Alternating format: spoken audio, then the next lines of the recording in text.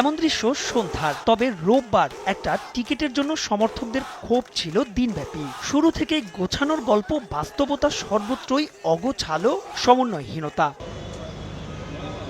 টিকিটের হাপিত্যেশ পাশ কাটিয়ে প্রস্তুতিতে নজর দেওয়া যাক। ঘরোয়া ফ্র্যাঞ্চাইজির সবচাইতে বড় আসরের জন্য শেষ মুহূর্তে ব্যস্ত সবাই। গ্যালারিতে বসেছে নতুন চেয়ার, পূর্ব পাশের গ্যালারির ওপরে আছে ডিজিটাল স্কোরবোর্ডও। চলছে মাঠের শেষ মুহূর্তের সাজসজ্জা। তবে তার মাঝেও হাস্যরসের জন্ম দিয়েছে প্রেস কনফারেন্সের এই ছবিটা।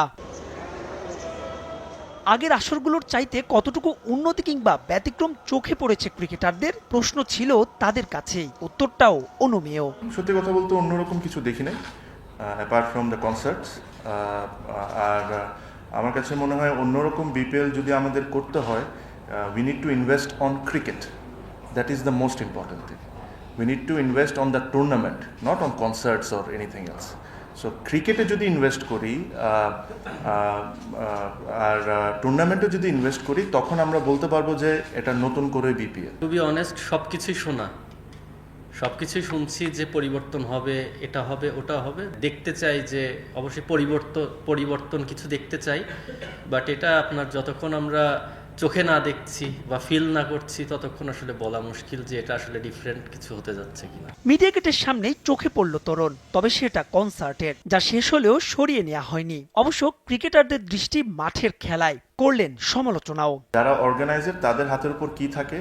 To give the best of the facilities, to give the best of the wickets, to make sure you get the best commentators in the world, to make sure you get the best cameras in the world which is available, the best technologies whichever is available.